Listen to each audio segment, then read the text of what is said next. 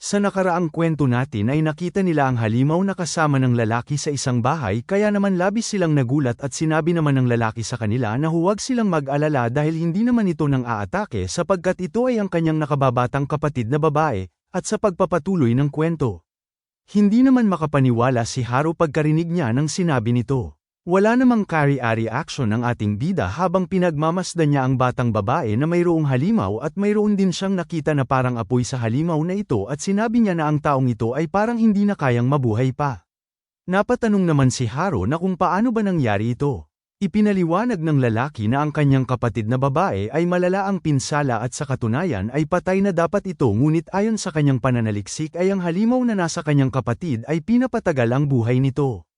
Sinabi naman ni Haru na hindi niya masasabi na buhay pa yan sa kasalukuyan nitong estado bagkus ay nakakaawa pa itong tignan. Nalungkot naman si Haru dahil naalala niya ang kanyang nakababatang lalaki na kapatid. Nagtatakang tanong naman ni Manok sa lalaki na kung bakit ba niya hinahayaan lang ito dahil pwede niya naman itong kunin. Sagot naman ng lalaki na sinubukan niya na ang lahat subalit matindi ang pagkakapit ng halimaw sa katawan ng kanyang kapatid. Iminungkahi naman ni Manok sa kanya na patayin niya na lang ang halimaw. Bahagyang natigilan naman ang lalaki sa iminungkahi ni Manok sa kanya at nakangiti nitong tinanong na kung paano niya iyon gagawin. Tugon niya naman ang lahat ng mga halimaw ay mayroong mga core at kailangan niya lamang itong punteryahin at sabay lingon niya kay Blue at kinumpirma niya na kung tama ba. Sumagot naman si Blue at sinabi niya na tama ang kanyang sinabi. Pagkarinig ng lalaki ay napahalakhak naman siya sa kakatawa dahil hindi siya makapaniwala na mayroong core ang halimaw at sinabi niya pa na nagbibiro lamang sila patungkol sa core ng halimaw. Ikweninto niya naman na sinubukan niya na ang lahat-lahat at hindi na nila may imagine kung ano ang kanyang mga pinagdaanan sapagkat ang halimaw na ito ay walang core na kagaya ng kanilang sinasabi. Hindi naman makapaniwala si Manok sa kanyang narinig mula sa lalaki habang si Blue naman ay seryoso naman ang mukha. Tiningnan naman ni Blue ang halimaw at ang kanyang sinabi na tama ang sinabi ng lalaki na ang halimaw na ito ay walang core sa loob ng katawan. Hindi naman makapaniwala si Manok sa kanyang naririnig mula kay Blue. Samantala ang lalaki naman ay iminungkahi niya sa ating bida na umalis na lang sila. Pinagalitan naman ni Haru ang lalaki dahil sa sinabi nito sa kanila at sinabi niya na kung gusto niya pa bang paikat ikutin nila siya na maraming beses at nang walang ano-ano bigla na lang kinaligan ng ating bida ang lalaki at bigla siyang naglakad at inaya niya na ang dalawa na umalis na sila at nang makita yun ni Haru ay labis naman siyang natakot at nagulat. Makalipas lamang ang ilang saglit ay nakalabas na ng bahay ang tatlo habang pinapanood sila ng lalaking ito mula sa bintana ng nasa itaas na bahagi ng bahay. Napaupo na lamang siya sa tabi ng hinihigaan ng kanyang kapatid at sinabi niya na may pumunta sa kanilang bahay na tatlong mga tanga. Mayroong isang taong nagsabi na pinaghahandaan na raw nito ang paparating na apocalypse at mayroon pang isang taong nagsabi na mayroong core ang halimaw at kaya nila itong patayin. Napatawa na lamang siya at napasabi na hindi naman yun nakakatawa. Tinanong niya naman ang kanyang kapatid na kung narinig niya ba ang lahat ng kanilang pag-uusap. Wala namang naging tugon ng kanyang kapatid sapagkat parang patay na ito at ang tanging bumubuhay na lamang sa kanya ay ang halimaw na nakadikit sa kanya. Bahagyang nalungkot naman ang lalaki at tinignan niya sa kanyang gilid ang isang laruan at agad niya naman itong kinuha at pagkakuha niya ay mayroon naman siyang narinig na parang may kumagat sa kanyang patibong. Napatanong naman siya na kung bumalik ba ang mga ito. Pagkatingin niya ay nakita niya ang isang halimaw na papasok sa loob ng kanilang tinitirhan. Nang tuluyan nang makapasok ang halimaw ay tinignan niya muna ang kanyang kapatid na babae at agad naman na naghanda ang lalaki upang lumaban.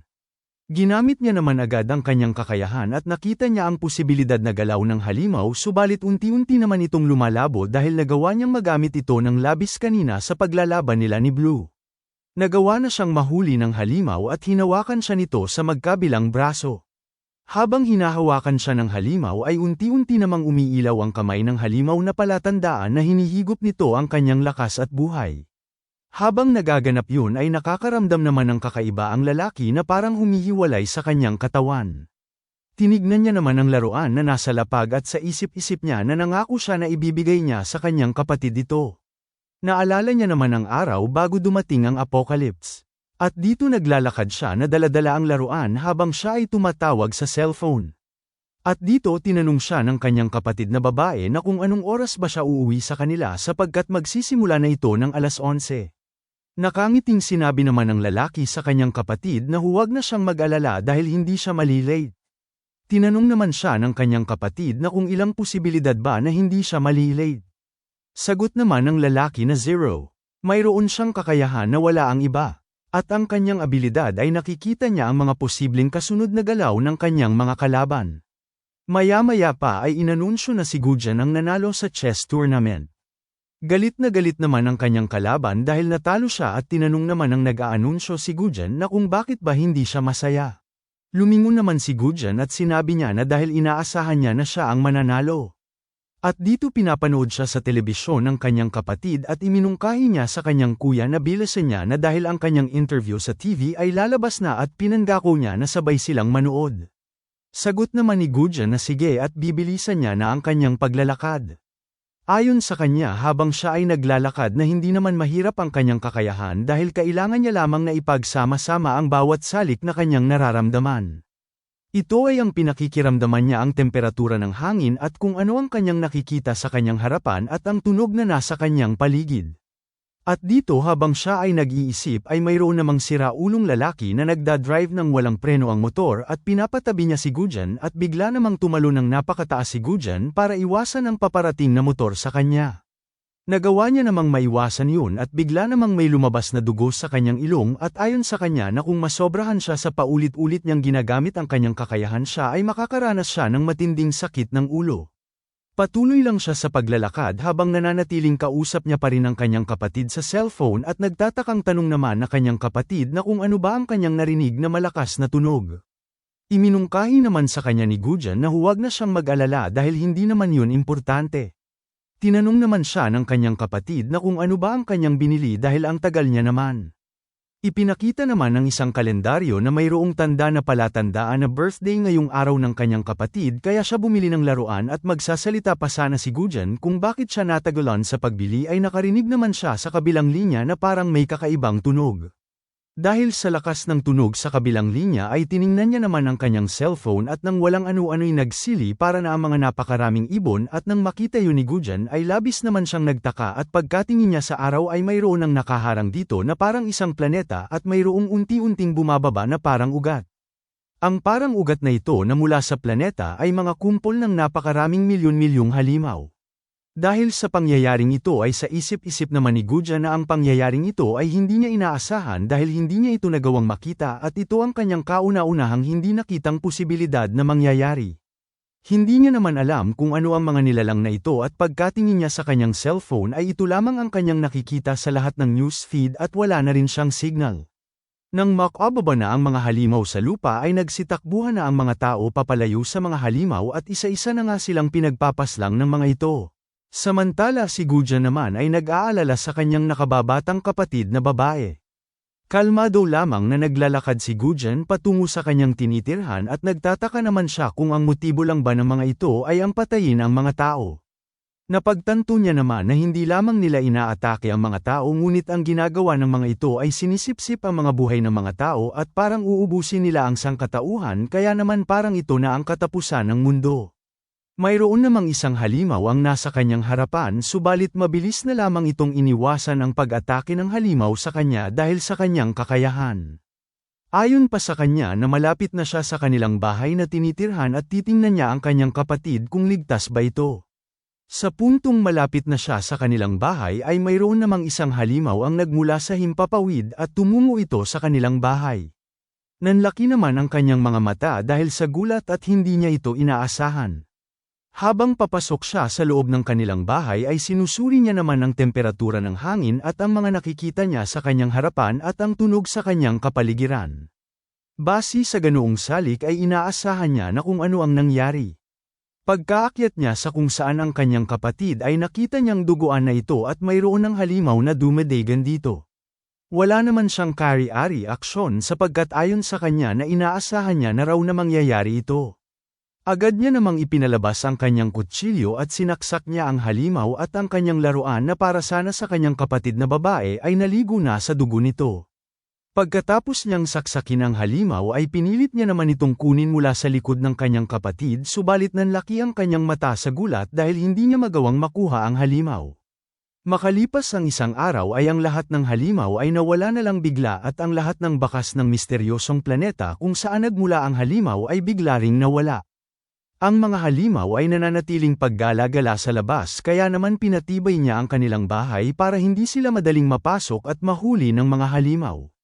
At ayon pa sa kanya na ang tanging kakaiba lamang sa kanilang sitwasyon ay ang kanyang kapatid ay nananatiling tumitibok pa rin ang puso nito sapagkat patay na sana ito sa kanyang pinsala na natamo subalit parang ang halimaw ay pinapanatili siyang buhay na para bang isang parasite. Sinubukan niya na ring kunin ang halimaw sa kanyang kapatid ngunit napagdesisyonan niya naman na kukunin niya ito sa kahit anong paraan. Sa isip niya na ang taglay na kakayahan sa pagpapagaling ng halimaw ang humahadlang sa kanya na patayin ito at ang lahat daw ng halimaw ay magkapareho lang dahil mayroon itong taglay na kakayahan sa pagpapagaling ngunit nagkakaiba lamang ito sa bilis ng pagpapagaling. Napatanong naman siya sa kanyang isipan na kung hanggang saan ba ang limitasyon ng mga ito at kung saan ba sila kumukuha ng enerhiya para makapagpagaling ng kanilang sarili. Ang lahat ng organismo na nabubuhay ay kinakailangan ng enerhiya upang makaligtas kaya naman napatanong siya sa kanyang sarili na kung kinokonsumo ba ng mga halimaw ang ibang mga organismo. Ayon pa sa kanya na ang mga halimaw daw ay hindi kumakain ng mga tao ngunit paulit-ulit lamang daw nitong ginagawa ang kanilang aksyon kaya naman ito ang nagpapaliwanag ng kanilang ugali. Naisip niya naman na kung magagawa niyang makonsumo ang enerhiya ng mga halimaw ay natitiyak niya naman na magagawa niya itong mapatay. Pagkalipas ang 5 araw ay hindi siya nakatulog ng maayos dahil binabantayan niya ang halimaw na nasa kanyang kapatid at ayon sa kanya na hindi raw nagpapakita ng kahinaan ng pagpapagaling ang halimaw. Nagpatuloy pa siya sa pagbabantay ngunit wala man lang nangyari kaya naman pinag-aralan niya ang halimaw sa pamamagitan ng paggamit niya ng binocular upang makita ang mga halimaw sa labas. At dito nalaman niya na ang mga halimaw ay naa-attract sa apoy kahit na mayroon pang harang na pader ay nagagawa pa rin nilang madetect ang apoy at natutukoy daw ng mga ito ang eksaktong lokasyon kung saan nanggagaling ang apoy ngunit mayroon lamang silang kakayahan na makadetect ng apoy sa layo ng 300 na metro. Naisip niya naman na gagamitin niya ang apoy subalit napakadelikado nito at nasisigurado niya na mayroon pang ibang paraan. Habang sinusuri niya ang paligid gamit ang kanyang binocular ay nakita niya naman ang isang kakaibang halimaw at agad niya itong ineksperimentuhan at binuhusan niya ito ng isang kemikal na tinatawag na hydrochloric acid at ang chemical na ito ay nakita niya sa kalapit na processing plant.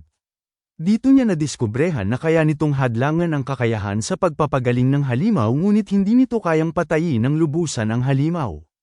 Makalipas ang ilang araw ay mayroong pumasok na mga magnanakaw sa kanilang bahay at ang patibong na kanyang inilagay ay gumana kaya naman madali niya lamang itong naasikaso at kinuha niya ang mga dalang bag ng mga magnanakaw. Makalipas ang ilang araw ay ginamit niya na naman ang hydrochloric acid at binuksan niya ang kakaibang halimaw upang sana hanapin ang kahinaan nito ngunit hindi niya ito magawang makita. Sinubukan niya rin na patigasin ang halimaw hanggang mamatay gamit ang liquid nitrogen subalit nabigo rin siya. Sinubukan niya ring baunan nito ng napakaraming pako ngunit nabigo pa rin siya. Sinubukan niya rin na gamitan ito ng kuryente ngunit nabigo rin at lahat ng paraan ay kanyang sinubukan ngunit wala pa rin. Sinabi niya pa na gusto niyang pakawala na ang kanyang kapatid sa pasakit ngunit kahit na ano pa man ang kanyang gawin ay hindi niya magawang mapatay ang halimaw. Tinanong niya naman ang kanyang kapatid na kung naririnig niya ba siya at kung naririnig niya nga ba siya ay bigyan niya siya ng isang senyales. Maya-maya pa ay bigla na lang siyang nakarinig ng lubad at may sumigaw na tao. At ang mga taong sumigaw ay sina Haru at Manok. Bumalik naman ang eksena sa kasalukuyang sitwasyon ni Gujan. At dito ay hawak-hawak siya ng halimaw sa magkabilang braso at sa isip naman ni Gujan na hindi niya magagawang mapatay ang halimaw at hindi niya mapakawalan ang kanyang kapatid mula sa paghihirap. At ngayon ay hindi niya na magagawang magamit ang kanyang kakayahan at dahil doon ay hindi na siya nakakita pa ng ibang posibilidad at tuluyan na nga niyang ipinipikit ang kanyang mata dahil sinisip-sip ng halimaw ang kanyang buhay.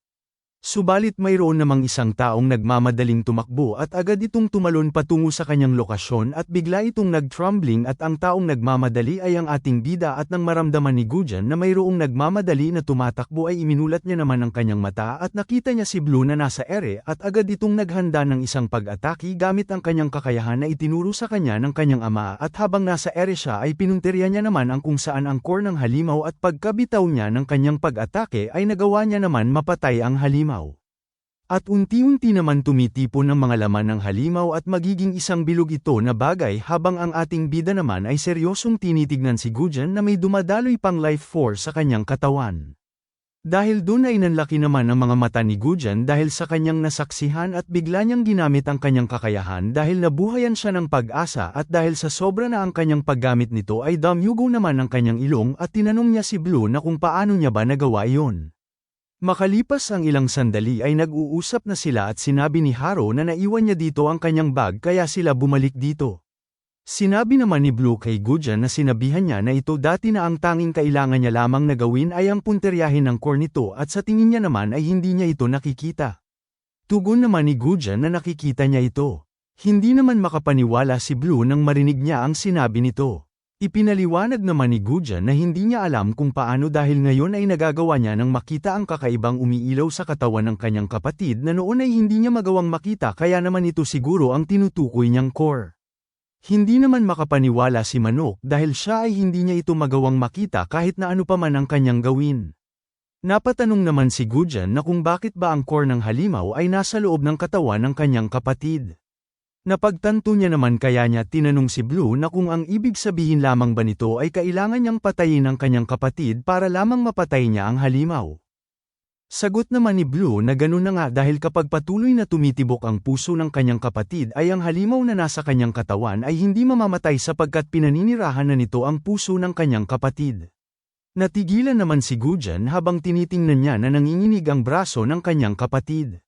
Sinabi naman ni Gujan na siya na mismo ang papatay sa kanyang kapatid at nang marinig yun ng tatlo ay labis naman silang nagulat dahil sa desisyon nito. Lumabas na ang tatlo na may malungkot na ekspresyon sa mukha dahil sa desisyon ni Gujan. Dahan-dahan na inilapag ni Gujan ang laruan na ibibigay niya sana sa kanyang kapatid noong araw na kaarawan niya ngunit sa araw na yun ay doon din nangyari ang pagsalakay ng mga halimaw. Sinabi niya sa kanyang kapatid na masyado nang late ang kanyang pagbati ngunit binati niya pa rin ito ng happy birthday. Tinignan niya muna ang kanyang kapatid bago niya patayin ito. At nang matapos niya nang tignan ang kanyang kapatid ay tinusok niya naman agad ang core na nasa katawan ng kanyang kapatid at unti-unti namang namamatay ang halimaw at nagiging isang bilog na bagay ito patungo sa dibdib ng kanyang kapatid at kita naman ang bakas ng galami ng halimaw sa mukha ng kanyang kapatid. Nanginginig naman na pinapahira ni Gujan ang dugo ng kutsilyo sa pamamagitan ng kanyang kamay at inaalala niya ang masayang pag-uusap nila ng kanyang kapatid at magkasama sila palaging kumakain sa labas at masayang-masaya pa silang dalawa noon. Pilit namang tumawa si Gujan habang inaalala niya ang masasayang alaala nila ng kanyang kapatid at bigla niya nalang napagdesisyonan na magpakamatay at itinutok niya ang kutsilyo sa kanyang leeg ngunit bigla siyang nagulat sapagkat narinig niya ang isang pamilyar na tinig na nagpapasalamat. Pagkatingin niya sa kanyang kapatid ay nakadilat na ito at nakangiti sa kanya. Agaran niya namang binitawan ang kutsilyo na kanyang hawak-hawak at nagliwanag naman ang kanyang mundo nang marinig niya ang tinig ng kanyang kapatid at kinumpirma niya na kung nakikinig lang ba siya mula noon. Tugon naman ng kanyang kapatid na ganun na nga at iminungkahi niya kay Gujan na huwag na siyang magpanggap na ayos pa siya. Pagkarinig ni Gujan ng mungkahi ng kanyang kapatid sa kanya ay pamatak naman ang mga luha sa kanyang mga mata. Sinabi ni Gujan na hindi niya na alam ang kanyang gagawin ngayon. Sinabihan naman siya ng kanyang kapatid na gawin niya ang gusto niyang gawin at nang marinig yun ni Gujan ay mayroon naman siyang napagtanto. Lumabas na sina Blue sa bahay ni Gujan at nagpatuloy na sa paglalakbay, samantala si Gujan naman ay bigla niyang niyakap ang kanyang kapatid sabay sabi niya na gusto niyang punitin ang bawat halimaw na kanyang makikita dahil ito raw ang rason kung bakit nagkaganito ang kanyang kapatid. Tumulo naman ang luha ng kanyang kapatid sabay sabi niya na ayos ang kanyang desisyon at iminungkahi niya naman na mag-ingat siya at manatili siyang ligtas at ipaghiganti niya siya. Samantala sina Blue naman ay mayroong nakasalamuhang mga halimaw sa kanilang daan, habang si Manok naman ay mayroon ding nakasalubong na halimaw ngunit lingid sa kanyang kaalaman na mayroon na palang halimaw sa kanyang likuran at nang walang ano-ano'y sinugod siya nito at sa puntong malapit na ang kamay ng halimaw sa ulo ni Manok ay agad namang dumating si Gujan at bigla niyang pinatay ang halimaw na papaatake sana kay Manok. Makalipas ang ilang oras ay lumipat naman ang eksena sa base nila at dito naghihintay ang babaeng maikli ang buhok at dahil sa kanyang kakaante ay nakaidlip siya. Bigla naman siyang nagising dahil mayroon siyang napansin at dito nakita niya ang tatlo na papababa sa escalator. Nakita naman ng babae na mayroon silang kasama na isa pang lalaki at nagpakilala naman agad si Gujan sa kanila na siya si Gujan at pwede nila siyang tawaging bilang Jin. Nakalipas ang ilang minuto ay nagtipon-tipon na sila sa isang silid. Ipinaliwanag naman ni Haru sa kanila na nakahanap sila ng pagkain na sapat na sa loob ng isang linggo at nakakita rin sila ng mga gamot na pinapahanap ng matanda sa kanila na si Huang Bam. Masayang-masaya naman si Huang Bam at sinabi niya na mabuti naman dahil unti-unti na silang nauubusan ng antibiotics kaya naman tamang-tama ito dahil kailangan nila nito. Sinabi pa ni Haru na maganda rin ang usad ng paggawa niya ng mapa dahil nakaabot sila sa kalahati ng paggawa ng mapa patungo sa estasyon ng radyo. Ayon pa sa kanya na mayroong malaking bundok ang nakaharang sa gitna ng daan kaya naman hindi ito magiging madaling daanan. Nagsalita naman si Gujan at sinabi niya na ang kanilang base raw ay maganda ang kwalipikasyon at ito'y kahanga-hanga kaya naman nagtataka lang siya na hindi pa ito pinapasok ng ibang grupo upang atakihin sila. Hindi naman makapaniwala ang makapal na Bigete dahil sa sinabi ni Gujan na mayroon pang ibang mga survivor sa labas na malapit sa kanila. Sagot naman ni Gujan habang pinapaikot ang ballpen na mayroong malapit dito na 3 malalaking grupo dahil nakita niya ito nung nasa itaas pa siya ng kanyang bahay sapagkat gumagamit siya ng binocular. Ikwinento niya naman na ang isang grupo ay naglatag ng patibong at pinasok nila ang base ng ibang mga survivor. Sinabi niya pa na para sa kanilang kaalaman na ang grupong kanyang tinutukoy ay ang kapareho ng grupo na niloko sila. Naalala naman ng dalawa yun at sinabi ni Manok na natatandaan niya yun dahil sa kahilingan. Habang si Haru naman ay nadidismaya at ikwininto niya naman na ang mga taong yun ay napakadelikado kaya naman hindi niya na gustong makasalubong muli ang mga yun. Sinabi naman ni Guja na para lang malaman nila na ang grupong yun ay kailangan nilang daanan kung gusto nilang makalampas sa bundok na kanilang sinasabi. Nang marinig yun ni Haru ay labis naman siyang natakot at hindi makapaniwala habang si Manok naman ay masayang-masaya dahil naalala niya naman ang babae na nagsasabing tutuparin niya ang kanyang kahilingan. Hanggang dito na lang muna mga bossing. Kung gusto mong subaybayan ang kwentong ito, mag-like, comment, at subscribe at i-hit mo na rin ang notification bell para ikaw ang unang makapanood pag may bago tayong upload. Kita-kits sa susunod mga boss.